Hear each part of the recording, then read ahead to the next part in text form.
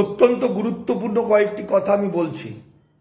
আজকে মুখ্যমন্ত্রী শুভেন্দু অধিকারী ঘোষণা করেছেন এবং অর্ডার এসছে যেটা প্রতিটি জেলায় প্রত্যেকটা ডিএমকে জানানো হয়েছে ডিটেনশন ক্যাম্প করার জন্য। এখানেই আমার প্রশ্ন, দেখুন 2-3 দিন আগে তার যে বক্তব্য সেটা থেকে যেটা বোঝা গেল যে 14/5/2025 যে অর্ডার, সেই অর্ডার অনুসারে যেটা বোঝা যাচ্ছে, অনেকে মনে করছে যে 2024 সাল পর্যন্ত যারা সিএর আওতায় হিন্দু, বৌদ্ধ, খ্রিস্টান, জৈন, পার্সি, শিখ তাদের কোনো ভয় নেই। তাহলে তার হিসাবে মুসলমান অনুপ্রবেশকারীরা বিপদে আছেন। যদিও 14 থেকে 24 সিএ নয়, immigration and foreigners exemption order, এগুলো নিয়ে আমি আলোচনা করেছি অন্যদিন। আজকে যেটা আমি বলছি, গত 1 বছর ধরে কেন্দ্রীয় সরকারের ওই অর্ডারটা লাগু হয়েছে ভারতে, যেটা পশ্চিমবঙ্গের মমতা ব্যানার্জির সরকার উনি এটা লাগু করেননি, মানেননি। তার কারণ হলো, তার মতে, বা যদি আপনারা অর্ডারটা পড়েন তাহলে বুঝবেন, বাঙালি জাতি প্রায় শেষের পথে হয়ে যাবে, 4 থেকে 5 কোটি মানুষ বিপদে পড়তে পারে। সেই জন্যে উনি ওটা মানেননি, এবং মানেননি বলে তার খেসারত দিতে হয়েছে। অর্থাৎ কেন্দ্রীয় সরকার দেখেছে যে মমতা সরকার মানবে না, তাই যেভাবেই হোক বাংলাকে ওরা জয়লাভ করেছে, দখল করেছে ইত্যাদি। ফলে কুরবানি মমতা বন্দ্যোপাধ্যায় নিজেই দিয়েছেন এবং তার সরকার শেষ হয়ে গেছে। এখন কথাটা হচ্ছে,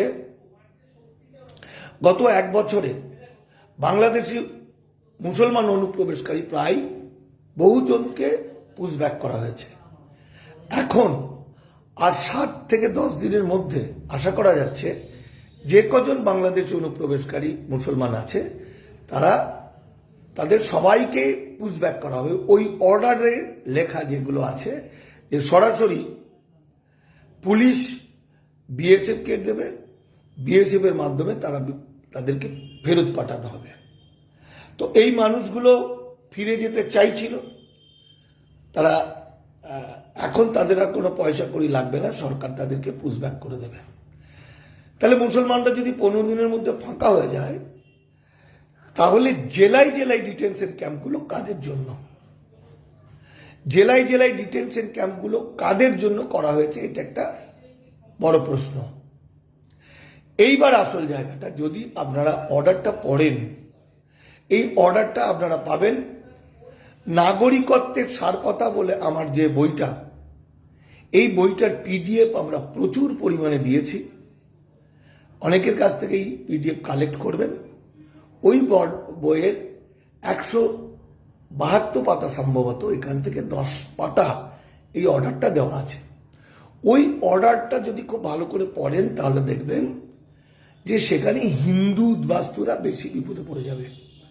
মুসলমান উদ্বাস্তু অনুপ্রবেশকারী বা অবৈধ অনুপ্রবেশকারী হিন্দু, মুসলমান, বৌদ্ধ, খ্রিস্টান বলে আলাদা কিছু হয় না।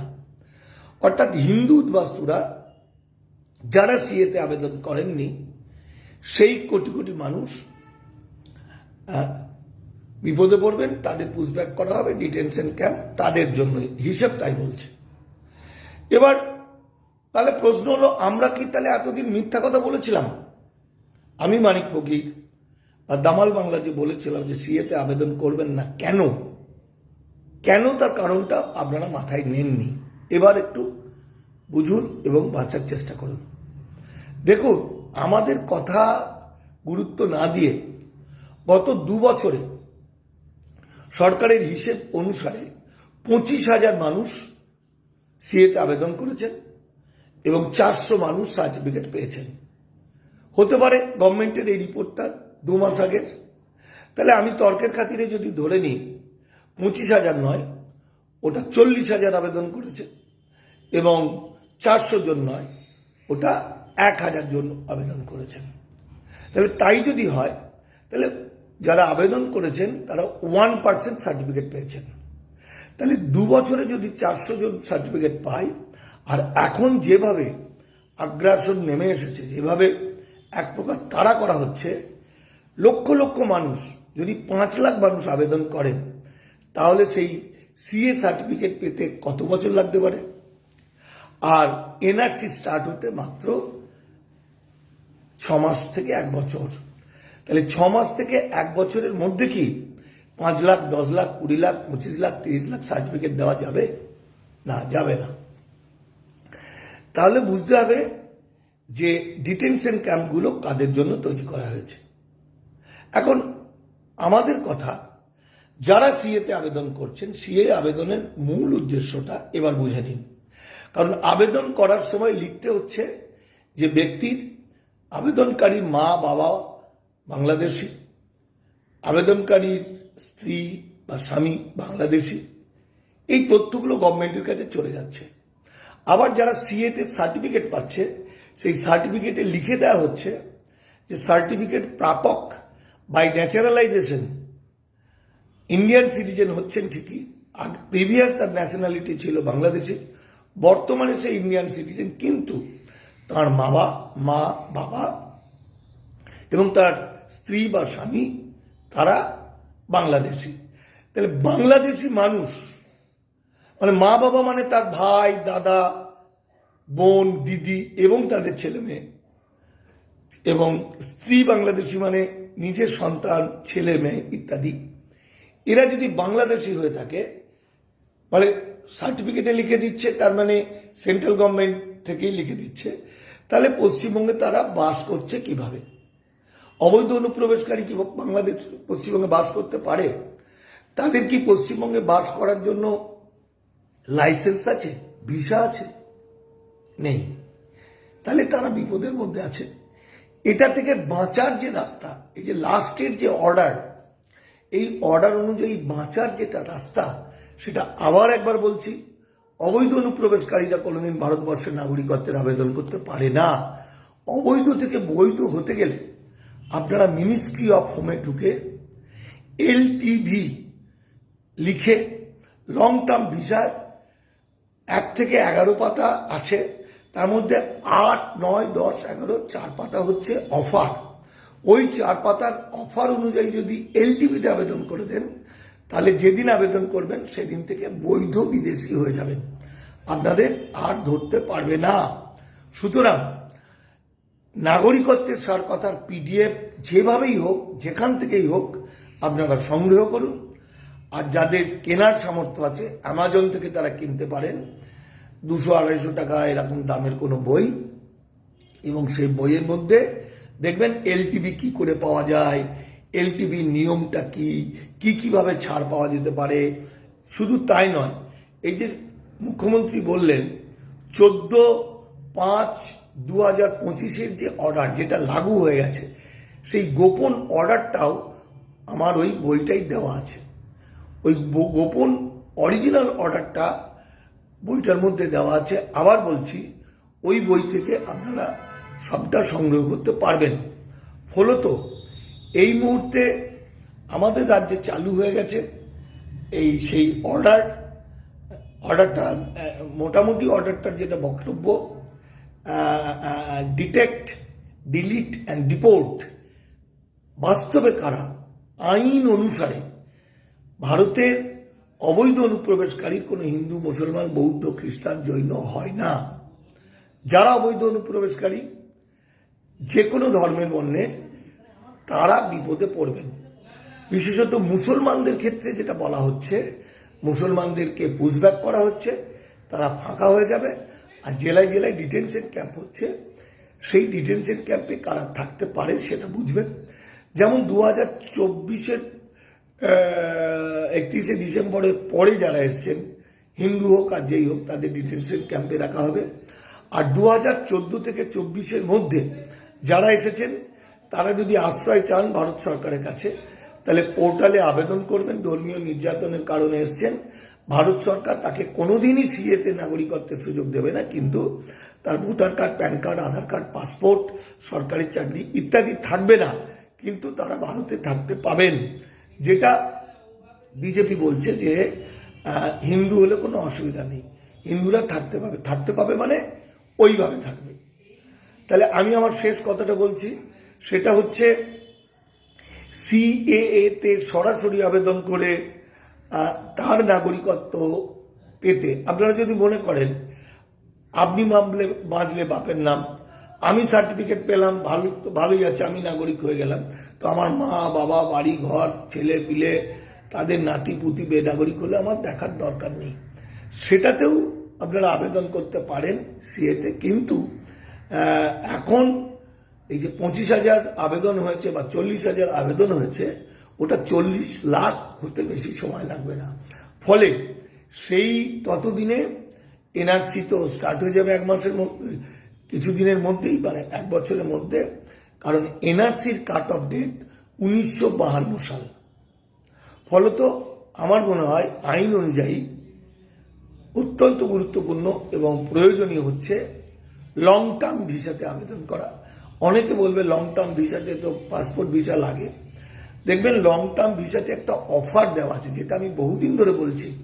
আমি আমাদের দামাল বাংলা বিজেপি নেতা কবিয়াল অসীম সরকারকে বলেছি, কাগজ পাঠিয়ে দিয়েছিলাম, সুবোধ বিশ্বাসকে পাঠিয়ে দিয়েছিলাম, বারবার বলেছি, কিন্তু আমাদের কথা কেউ বিশ্বাস করেনি। আজকের তারিখ পর্যন্ত আমরা গ্রেপ্তার হইনি, কারণ আমরা একটা মিথ্যা কথা বলিনি। আজকে আপনারা আমাদেরকে গালাগালি দিয়েছেন এতদিন ধরে, যাচ্ছে তাই বলেছেন, মারতে এসছেন, মেরে হসপিটালে ভর্তি করেছেন, তবু দেখুন আমি কিন্তু একই কথা বলে যাচ্ছি, মানুষকে বাঁচানোর জন্য। একদিন আমাকে বাবা বলবেন, একদিন বলবেন এই লোকটা আমাদের বাঁচাতে চেয়েছিল, আমরা এনার কথা শুনিনি, তার দিন এসে গেছে। যাই হোক, আমার নাম মানিক ফকির, আমাদের অর্গানাইজেশনের নাম হচ্ছে দামাল বাংলা দলিত আদিবাসী মাইনরিটি আন্দোলন লীগ বা দামাল বাংলা। আমাদের ফোন নাম্বার 9836327536। আমি ফেসবুকের মাধ্যমে নতুন অর্ডার যেটা দিয়েছে সেটা বাংলা অনুবাদ করে এবং অরিজিনাল অর্ডারটা আপনারা পেয়ে যাবেন। আমরা বিনা পয়সায় বিভিন্ন মানুষকে দিচ্ছি। যাদের কাছে পয়সা আছে তারা অ্যামাজন থেকে বা কলেজ স্ট্রিট থেকে নাগরিকত্বের সার কথা বইটা সংগ্রহ করতে পারেন, অথবা সংগ্রহ করারও দরকার নেই। পিডিএফটা কালেক্ট করে পিডিএফ থেকে পড়ে দেবেন যে কিভাবে বাঁচা সম্ভব, এলটিপি কিভাবে বাঁচাতে পারে, এলটিপি কিভাবে পাওয়া যায়, কোথায় আবেদন করতে হবে, কিভাবে আবেদন করতে হবে ইত্যাদি। আজও বলছি যে হিন্দু বৌদ্ধ খ্রিস্টান জৈন পার্সি শিখ যাদের কোনো ভয় নাই, যে কথাটা বলা হচ্ছে এটা সঠিক নয়, এটা আইনের কথা নয়, এটা ভুল কথা। আইনে হিন্দু মুসলমান বলে কিছু নেই। আপনারা যারা আমার কথা শুনছেন, আপনারা একত্রিত হন। বিজেপি সরকার, অর্থাৎ বেশিরভাগ উদ্বাস্তুদের মনের মতো সরকার, মুখ্যমন্ত্রী শুভেন্দু অধিকারী, তাঁর কাছে আপনারা আবেদন করুন এমন একটা নোটিফিকেশন করতে, যে নোটিফিকেশন থেকে প্রমাণ হবে যে হিন্দুরা শরণার্থী এমন কোনো আইন ভারতবর্ষে নেই। হিন্দুরা শরণার্থী, মুসলমানরা অনুপ্রবেশকারী, এগুলো কথার কথা। আপনারা নিজেরাই গুগল সার্চ করে দেখতে পারেন। ভালো থাকবেন, ভয় পাবেন না। কখনো কখনো এমন ঝড় আসে যে ঝড় মাথার উপর দিয়ে উড়িয়ে দিতে হয়, আবার কখনো কখনো এমন ঝড় আসে যে ঝড় বুক দিয়ে আগলাতে হয়। বাংলার উদ্বাস্তু সমাজ, দেশান্তরিত ছিন্নমূল মানুষ ভয়াবহ বিপদে আছে বলে আমি মনে করছি। এই বিপদ থেকে বাঁচতে আমাদেরকে যতই গালাগালি দিন, সত্যটাকে পাল্টানো যাবে না। গত কয়েকদিন ধরে আমাকে অনেকে ধমকি দিয়েছে, চমকে দিয়েছে, মারবো বলেছে, তো ওগুলো কথার কথা, ও দিয়ে কিছু প্রমাণ হয় না। আমাকে মারধর করে সত্যটাকে মিথ্যা প্রমাণ করা যাবে না। দিবাকর বলে একটি ছেলে, জাগরণ তার চ্যানেল, সে আমাকে চ্যালেঞ্জ করেছে, এসে মারধর করবে বা হবে। যাই হোক, আমি তাকে আমার বাড়ির অ্যাড্রেস সব দিয়ে দিয়েছি। আজও বলছি, যদি দিবাকর বা তার কোনো এই ধরনের বিজেপির লোক প্রমাণ করতে পারে আমি এক বর্ণ মিথ্যা কথা বলেছি আইনের, তাহলে যা শাস্তি দেয় তাই দেবে, আর তা না হলে পাছার মাপটা আমাকে দেবে। কারণ পাছাতে তো এমন পেটাবো আমরা, পাছার ছাল চামড়া আমরা তুলে দেবো। কারণ আমি কে, আমরা কারা, সেটা ওরা মুখ্যমন্ত্রীকে জিজ্ঞাসা করলেই জানতে পারবেন। কারণ এগুলো তো মানে কি বলবো, হাতের ময়লা। ওদের মুখ্যমন্ত্রী বা রাজ্যের মুখ্যমন্ত্রী মাননীয় শুভেন্দু অধিকারী, তিনি জানেন যে মানিকদা সত্যের সঙ্গে কোনোদিন কম্প্রোমাইজ করেন না। তিনি আমার পরিচয় আমাকে খুব ভালোভাবে চেনে বলতে যা বলবো আর আমি আর বলতে চাইছি না, যাই হোক এরকম কথা।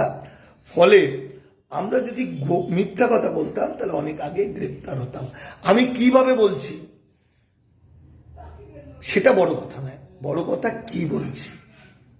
আমি রেগে গিয়ে বলছি না, গালাগালি দিয়ে বলছি না, খিস্তি দিয়ে বলছি, সেটা বড় কথা নয়। তার চেয়েও বড় কথা হলো আমি যেটা বলছি সেটা কতটা সত্য।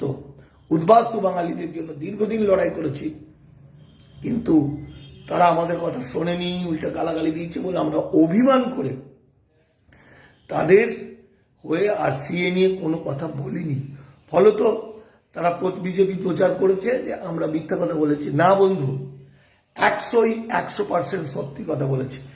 আমি মিথ্যা কথা বলছি বা আমরা মিথ্যা কথা বলেছি, দামাল বাংলা যদি সিএ নিয়ে প্রমাণ করতে পারেন কেউ, 50,000 টাকা পুরস্কার, আর যা শাস্তি দেবেন আমরা মাথা পেতে নেব। একটা লোককে দেখলাম না উদ্বাস্তু ভাই বা বিজেপিদের যে আমাদের চ্যালেঞ্জ করলো। এছাড়া আমি রেসপেক্ট করি আমাদের বিজেপির রাজ্য সভাপতি শ্রমিক ভট্টাচার্যকে। তাঁর কথা অনুসারে তিনি বলেছেন যে হঠাৎ বিজেপিরা এসে নোংরামি শুরু করেছে, তো আমি যারা ধমকি দেওয়ার চেষ্টা করছেন তাদের নামে সব আমি লালবাজারে রিপোর্ট দেবো, প্রয়োজনে শুভেন্দুকেও জানাবো।